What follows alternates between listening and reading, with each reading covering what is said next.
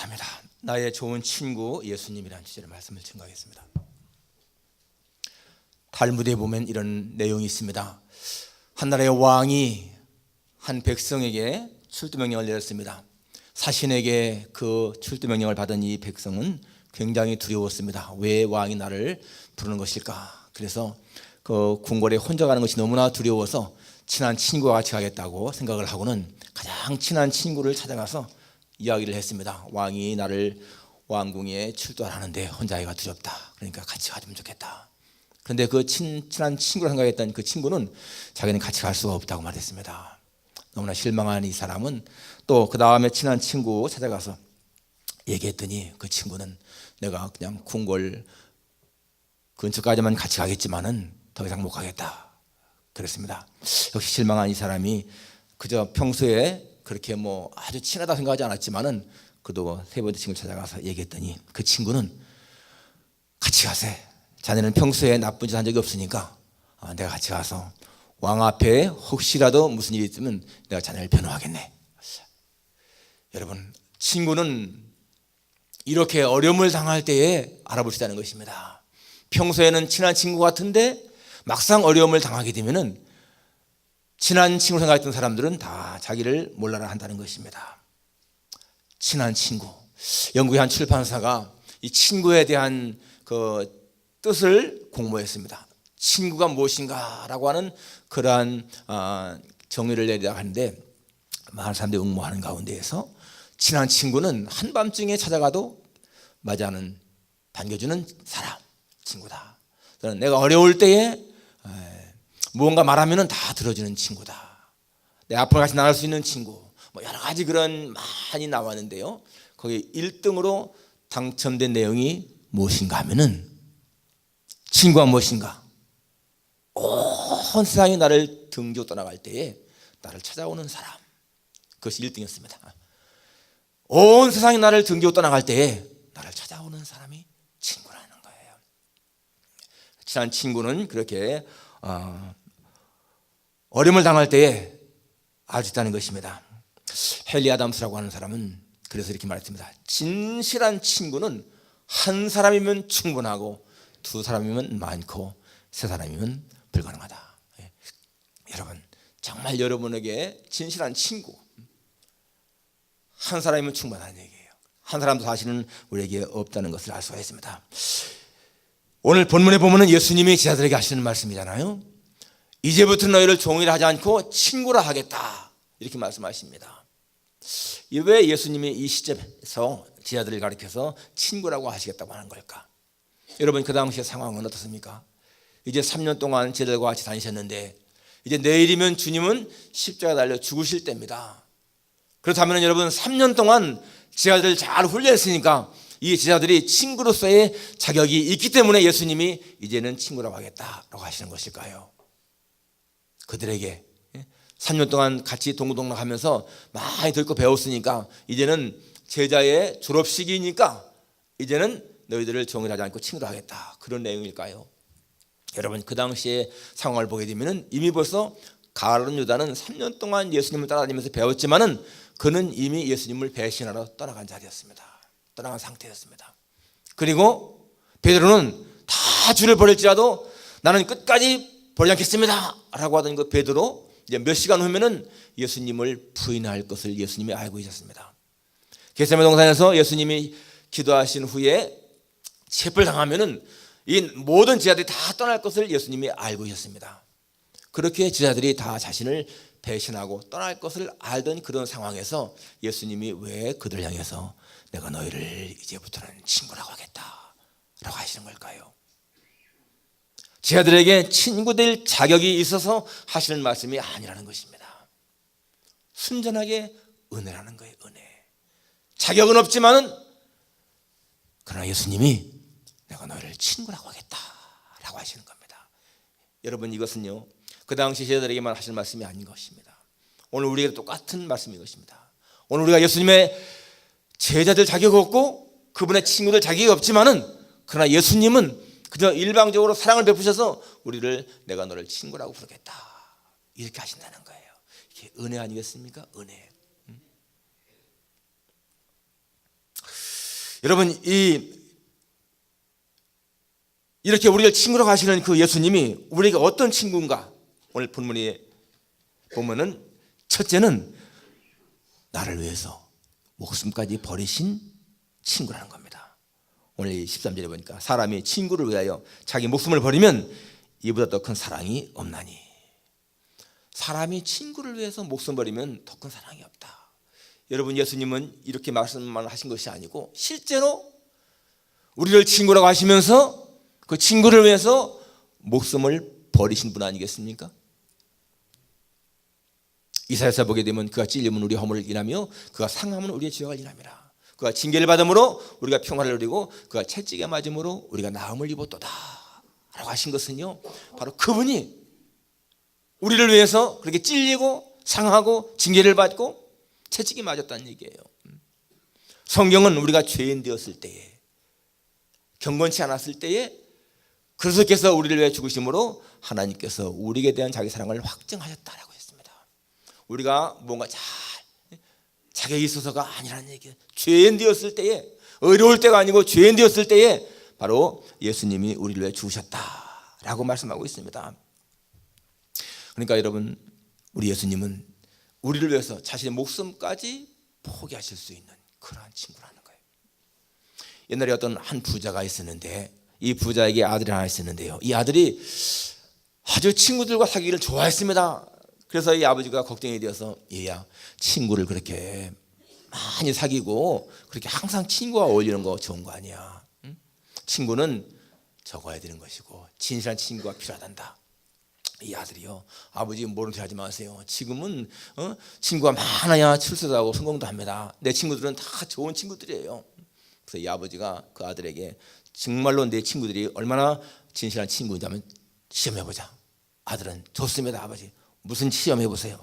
그래서 아버지가 이 아들에게 그렇게 어떻게 하라고 이제 내용을 말했습니다. 그날 저녁에 이 아들이 어떤 무거운 짐을 하나 지고 가서는 가장 친한 친구 찾아가서 말했습니다. 여보게, 내가 실수 사람을 죽였는데 내가 시체를 지금 가지고 왔어. 내가 혼자 처리하기가 힘드니까 좀 도와주게. 그 친구요, 손을 내주면서 같이 할 수 없다고. 나는 살인자 친구를 둔 적이 없노라고 한마디로 거절했습니다. 다른 곳 찾아가니까 역시 똑같이 다 거절하는 거예요. 그렇게 평소에는 간까지 빼줄 것처럼 그렇게 지냈던 친구들이 자기가 살인했다고 그러니까요, 다 모르겠다는 거예요. 거부합니다.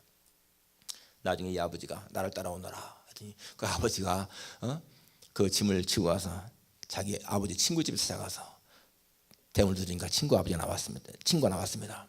여보게, 내가 이래 돼서 실수로 사람을 죽였는데 이거 혼자 처리하기가 힘드네. 나 좀 도와주게.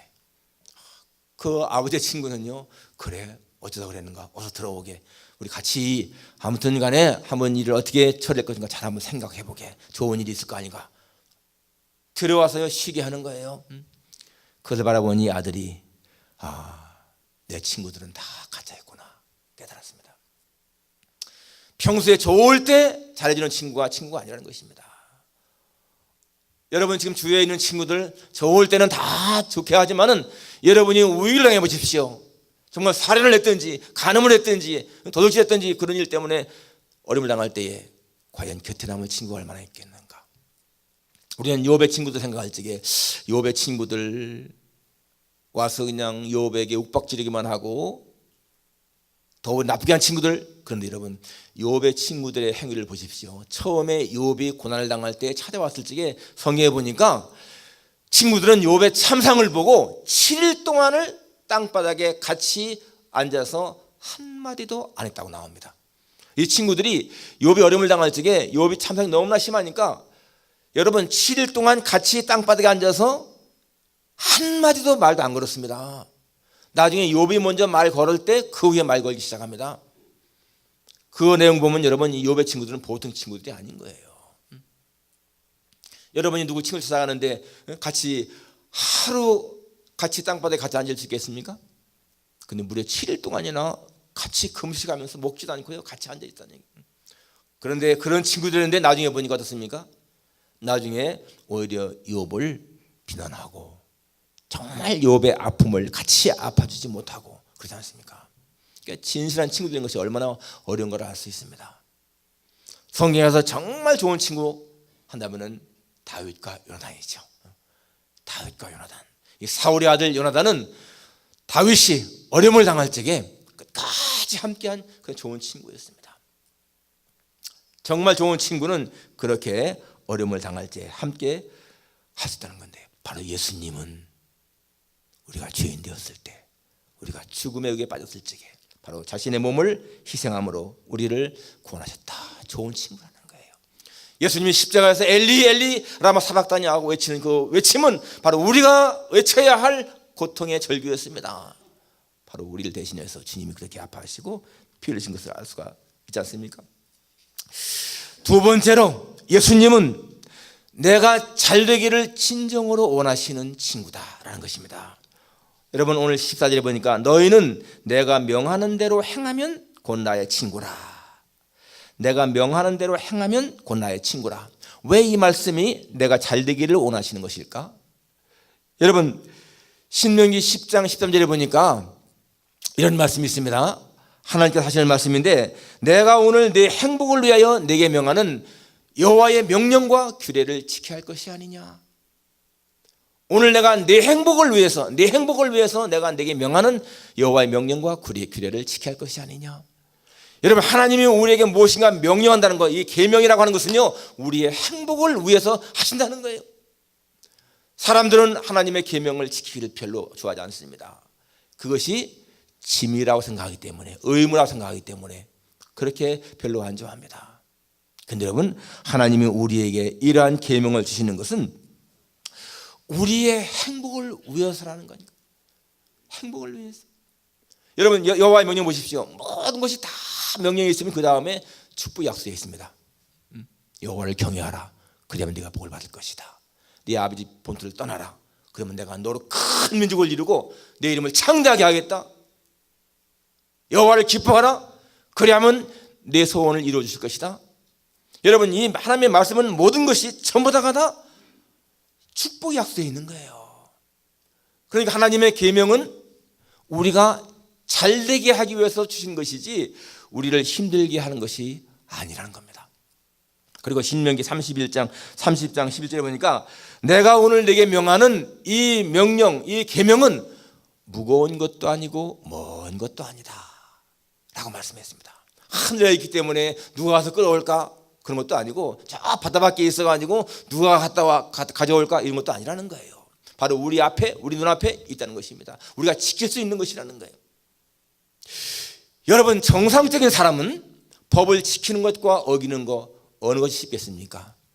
정상적인 사람은요, 법을 지키는 것이 쉬운 거예요. 법을 어기는 것이 더 어려운 것입니다. 살인하지 말라, 간음하지 말라, 도둑질하지 말라. 여러분, 정상적인 사람이라면은 간음하지 않는 게 하는 것보다 더 쉬운 것이고, 살인을 하지 않는 것이 하는 것보다 더 쉬운 거 아니겠습니까? 우리가 정상적인 하나님의 자녀들이라면은 하나님의 약속의 말씀, 명령을 지키는 것이 훨씬 더 쉬운 것입니다. 어기는 것이 더 힘드는 것인데 인간이 패역했기 때문에, 타락했기 때문에 자꾸만 하나님 말씀을 어긴다는 거예요. 그러나 여러분, 실제로다가는 하나님의 이 말씀을 지키는 것이 쉽습니다. 하나님의 계명의 핵심이 뭡니까? 하나님을 사랑하라 하는 것이고요, 바른 길로 걸어가라, 그 말이에요. 바른 길로 걸어가라, 바른 길로 살아가라. 그게 하나님의 계명의 핵심입니다. 그런데 선한 사람들은 바른 길 가는 게 쉬워요. 그런데 악한 사람들은 그릇된 길로 가는 걸 좋아합니다. 그렇기 때문에 여러분, 하나님의 계명이라고 하는 것은 우리가 더 행복하게 살도록 하는 것이라는 거예요. 오늘 본문 말씀에 너희는 내가 명한 대로 행하면 곧 나의 친구라. 이 말씀을 역으로 해석하면은요, 나의 친구야, 너의 행복을 위해서 내가 명하는 대로 행하라, 그 말과 같은 거예요. 우리가 잘 되기를 원하시기 때문에, 예수님 우리가 잘 살게 행복하기를 원하시기 때문에 명령을 지키라고 말씀하십니다. 그렇기 때문에 여러분, 정말로 좋은 친구는 우리를 충고해서 좋은 길로 가게 하는 것이 진짜 친구지, 그저 우리의 비위만 맞추는 그런 사람은 좋은 친구가 아니라는 거예요. 내가 잘 되는 그 길로 인도하는 사람이 진짜 친구 아니겠습니까? 오늘 예수님은 바로 우리가 잘 되기를 원하시는 친구다라는 것입니다. 여러분, 예수님의 모든 말씀 보십시오. 우리가 행복하게 하시기 위해서 하신 말씀 아니겠습니까? 성경에는 많은 말씀들 보십시오. 수고하고 무거운 짐들아 다 내게로 오라. 내가 너를 쉬게 하겠다. 우리를 행복하게 하려고. 너를 마음에 근심하지 말라. 하나님을 믿으니 또 나를 믿어라. 나를 따라오너라. 내가 너희로 사람을 낚는 어부가 되게 하겠다. 내가 온 것은 양으로 생명을 얻게 하고 더 풍성히 얻게 하려 함이라. 여러분, 모든 말씀들이요 우리를 행복하게 하기 위한 것이라니까요.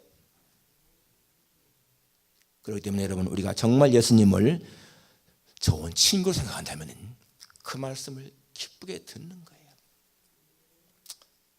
왜? 그분은 정말 나를 사랑하시고 내가 잘되기로 하시는 분이시기 때문에, 하시는 모든 말씀이 나를 잘되게 하시기 때문에. 자식을 사랑하는 부모가 자식에게 교훈할 적에는 여러분, 그 자식이 잘되기를 바라기 때문에 때로는 아픈 말도 하는 거 아니겠어요? 착한 자식이라면 그런 부모의 마음을 알고 부모의 말씀을 순종하지만은, 못된 자식은 그걸 알지 못하기 때문에 거부하는 거예요. 불순종하는 거예요. 예수님은 우리가 잘되기를 진정으로 바라는 그런 친구다. 마지막 세 번째로, 예수님은 비밀이 없는 친구입니다. 비밀이 없는 친구. 오늘 이 16절, 15절에 이제부터는 너희를 종이라 하지 아니하리니 종은 주인이 하는 것을 알지 못함이라.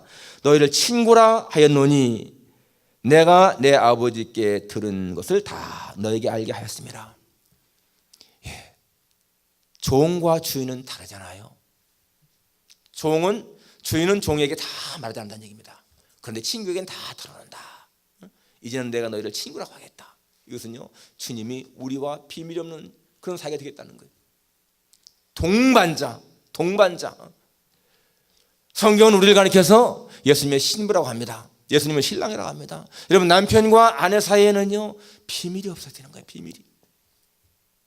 이게 진정한 동반자지 않습니까? 그렇게 예수님이 우리로 하여금 그렇게 살고 싶다는 것입니다. 너희가 내 안에 거하고 내 말이 너희 안에 거하면 무엇이든지 원하는 데 구하라. 그러면 이루리라. 하나가 되자는 얘기. 하나가. 많은 사람들이요 예수님의 첫사랑을 그리워합니다. 처음 예수님 믿을 적에는 굉장히 참 뜨겁고 좋았는데 왜 이렇게 지금은 내 마음이 냉랭할까? 혹시 그러지 않습니까? 계시록 2장에 보면 에베소 교회에 대해서 예수님이 책망하시잖아요. 널 책망할 것이 있다. 너의 처음 사랑을 잃어버렸느니라. 그렇기 때문에 어디서 잃어버렸는가를 생각하고 그걸 찾으라 라고 말씀하고 있습니다. 처음 사랑을 잃어버렸다는 것입니다. 예수님 처음 만날 때는 너무나 좋았다는 거예요. 되게 많은 사람들이요 예수님 처음 믿을 적에는 그 은혜가 너무 뜨거워서 막 펄펄 뛰기도 하고 너무 좋아합니다. 열심히 성경도 읽고 예배도 참석하고 그러는데 얼마간 시간이 지나면은 식어지는 거예요. 왜 그럴까요? 동행의 기쁨을 누리지 못하는 겁니다. 하나님과 함께하는 기쁨을 누리지 못하는 거예요. 여러분, 남과 여자가 처음 만나게 어떻습니까? 그렇게 사랑하니까 난 당신 없으면 살 수가 없어. 우리 결혼하자. 그래서 결혼하잖아요. 결혼할 적에는 너무너무 좋아하는 거예요. 연애할 적에는요 상대방의 단점이 보이지도 않아. 다 좋은 것만 보이는 거야. 그렇기 때문에 결혼하는데 결혼하고 나게 되면 상대방의 단점이 조금씩 보이기 시작하죠. 여러분, 진정한 사랑이라고 하는 것은 상대방의 단점까지도 포용할 수 있을 때에 가능한 거예요. 그리고 모든 사람은 다 불완전하다. 이걸 인정해야 돼요. 내게도 장점이 만약에 50이 있다면 단점도 50이 있는 거예요. 상대방도 마찬가지인 거예요. 그렇기 때문에 상대방의 단점까지도 포용할 수 있을 때에 그게 진정한 사랑이 되는 거 아니겠습니까? 그런데 그 단점을 너무나 크게 보면서 그게 싫어지면요 부부간에도 나중에는 대화가 적어지게 되고 같이 부부로 살아가는 행복을 못 누리는 거예요. 부부간에 만약에 서먹해지고 거북스럽다. 여러분, 부부간에 거북을 느낀다면 어떻게 되겠습니까? 행복할 수가 있겠어요? 부부간에는 비밀이 없어야 되고 막힌 게 없어야 되고 정말 통해야 이게 행복한 것이지 같이 있는 것도 거북스럽다. 그러면 벌써 이미 부부의 행복은 끝난 거예요. 그냥 부부로 살아가긴 살아가지만은 그냥 살아가는 거야. 그냥 그거는요 동행의 기쁨을 못 누리는 겁니다. 예수님도 마찬가지입니다. 예수님을 믿는데 전에는 그렇게 뜨거운 감격이 있었는데 언젠가부터 마음이 식어져요. 예수님에 대한 사랑이 식어져요. 그래서 예수님과 함께하는 그 동행의 기쁨이 없기 때문에 그렇습니다. 그런 사람들 한번 체크해 보세요.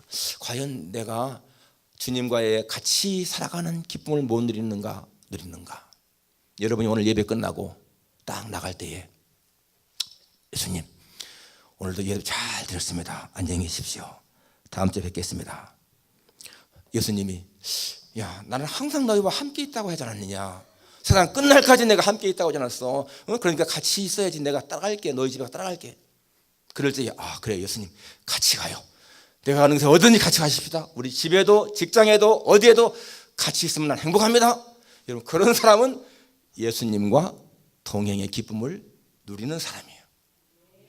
그런데 예수님 안녕히 계십시오. 그래서 예수님이 아니야 같이 가고 싶다. 주님 아니요 주님은 그냥 교회당에만 계십시오. 내가 다음 주에 틀림없이 다 오겠습니다. 따라오면 절대 안 돼요.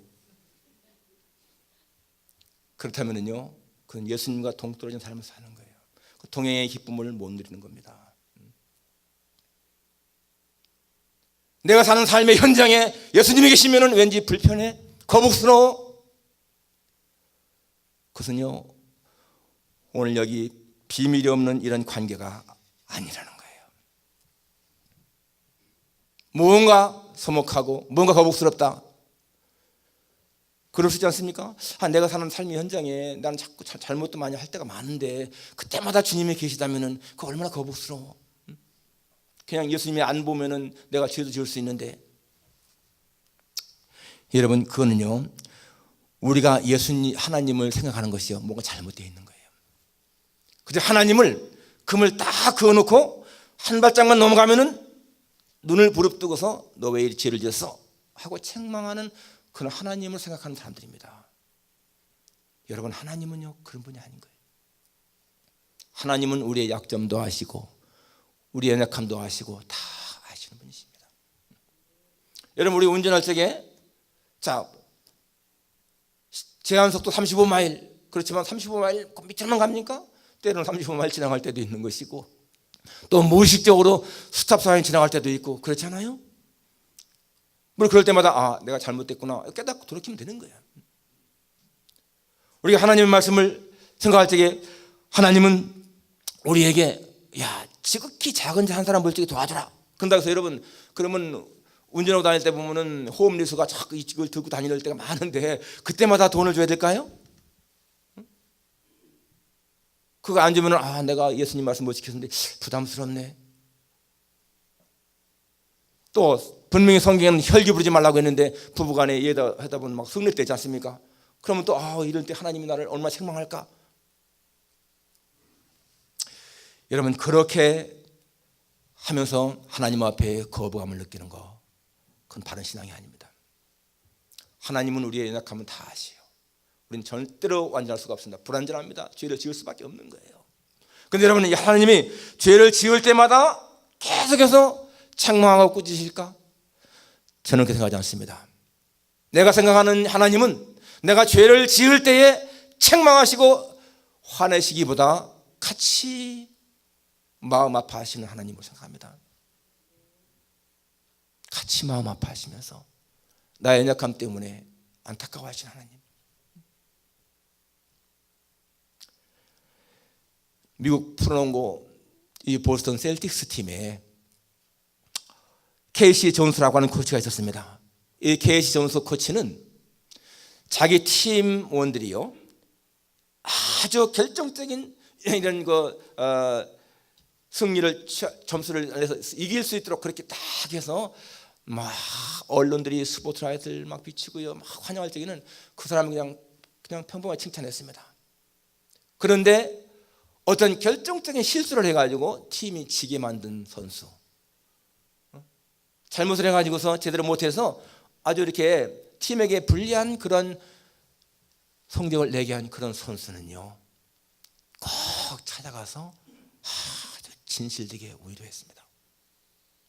괜찮아, 낙심하지 마, 다음에 잘하면 돼, 용기를 내라, 기운을 내라, 그렇게 막 위로하는 거예요.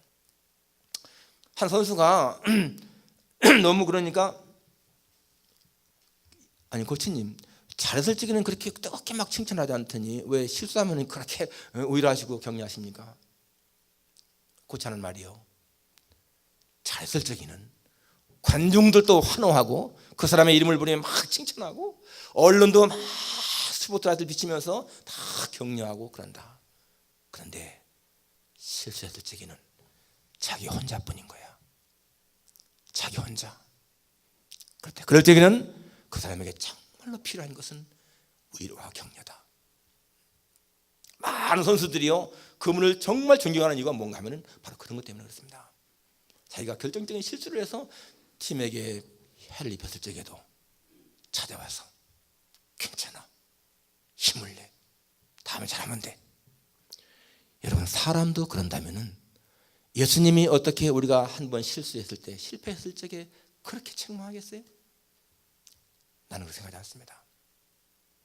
우리 모든 사람들은요, 겉으로는 표가 안 나지만은 하나님 앞에서는 모두가 다 죄를 지을 수 있는 사람들인 거예요.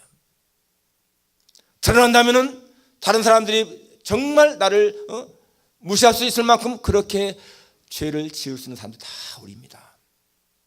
그럴 적에 그렇게 죄를 지을지라도요, 예수님은 그것 때문에 책망만 하시는 것이 아니라는 거예요. 내가 너를 끝까지 돌본다, 지킨다, 낙심하지 마, 이런 일 때문에 실망하지 마, 기운을 내. 여러분, 그렇게 취합시키신 분이 예수님이시지, 우리가 잘못했을 적에 눈을 부릅뜨면서 너 왜 이렇게 잘못했어? 라고 하면서 채찍질 내는 하나님이 아니란 거예요. 우리는요, 있는 그대로 주님 앞에 내면 살아야 됩니다. 내면서, 하나님, 내가 오늘도 부족해서 이렇게 참 죄를 졌는데 용서해 주십시오. 여보, 그럴 적에는요, 하나님이 회개하는 자를 기쁘게 받으시는 거예요. 늘 하는 얘기지만은 우리는 하나님께 죄를 짓기 때문에 망하는 것이 아니고 지은 죄를 회개하지 않아서 망할 수 있습니다. 그렇기 때문에 여러분, 하나님 앞에 오늘 모든 비밀이 없는 그러한 삶, 하나님 앞에서 비밀이 없는 그런 삶, 그리고 동행의 기쁨을 누리십시오. 부부간에도 여러분, 부부간에도 끊임없이 대화가 이루어지고 마음을 주고받는 부부들은 50년을 살아도 70년을 살아도 너무 행복한 거예요. 오늘 주보에 나와 있는 이 오코너 얘기 한번 읽어보십시오. 황혼의 사랑, 황혼의 사랑. 젊을 때의 사랑은 나의 행복을 위해서 사랑한다고 하지만은, 이렇게 황혼의 사랑은요, 상대방이 기뻐하면은 나도 기뻐하는 그게 사랑이잖아요. 이 오코너 사랑이 뭡니까? 자기 남편이 치매가 걸렸는데 나중에 요양원에서, 이 오코너는 뭡니까? 대법관 있지 않습니까? 대법관. 이 미국의 대법관은 얼마나 영예스럽습니까? 그런데 그 남편이 치매 걸려서 자기 알아보지 못하니까 자기가 유방암 걸렸을 적에도 그 대법관자를 지켰는데, 남편이 그렇게 치매 때문에 고생하니까 대법관자를 그냥 생전에 은퇴하고, 여러분, 대법관요, 생전에 은퇴하는 경우 거의 없습니다. 종신직이니까 죽을 때까지 하는 거지 않습니까? 그런데 그렇게 대법관자를 내놓고 남편을 이렇게 케어했는데, 그 남편이 요양원에서 다른 할머니 만나가지고 사랑에 빠졌잖아요. 그런데 그걸 바라보면서 오히려 기뻐하는 거야.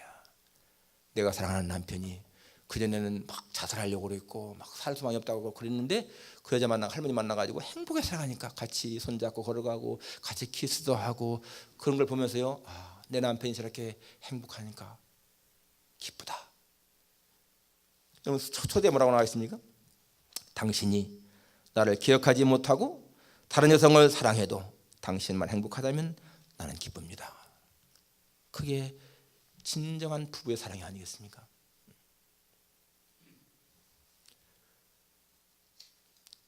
오늘 우리의 모든 편을 아시는 주님, 내가 설령 죄를 짓고 잘못된 걸 할 때 할지라도 나를 측은히 여기시며 나를 도우시는 그 주님이 나의 좋은 친구다 라고 하는 사실, 여러분, 예수님이 나의 좋은 친구다라고 하는 이것을요, 그냥 지식적으로만 생각하지 말고 실제적으로 예수님은 나의 좋은 친구, 나의 모든 것을 포용하고 감싸시는 좋은 친구다.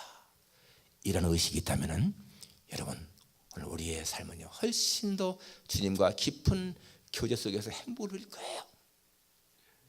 우리의 신앙생활이 무엇인가? 식어지고 뜨거움이 없고 감동이 없다면 다시 한번 회복하십시오.